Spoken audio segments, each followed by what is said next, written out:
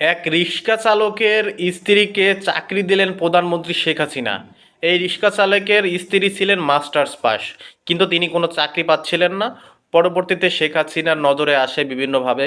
পরবর্তীতে তিনি তাকে একটি সহকারী শিক্ষক পদে একটা স্কুলে চাকরি দেন।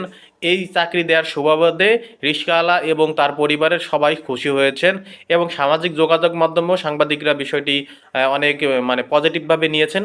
সবাই এটির বাহবা জানিয়েছেন যে এটি একটি ভালো উদ্যোগ ছিল, যার ফলে পরিবারটি সচ্ছলতা ফিরিয়ে আসবে। আর এই চাকরির সুবাদে একটি বেকারত্বের অবসান ঘটলো, এবং তিনি শিক্ষিত একজন নাগরিক হিসাবে তার মর্যাদা তিনি ফিরে পেয়েছেন। এবং এই চাকরি পেয়ে তিনি শেখ হাসিনাকে ধন্যবাদ জানিয়েছেন, এবং তিনি তাকে এই স্বাবলম্বী করার জন্য ধন্যবাদ জানিয়েছেন সবাইকে। এবং তার যে স্বামী যে রিক্সা চালক, সেও খুব খুশি। এবং এ নিয়ে সবাই খুব পজিটিভ কমেন্টস বা পজিটিভ বলেছেন যে এটা খুব ভালো উদ্যোগ, ভবিষ্যতে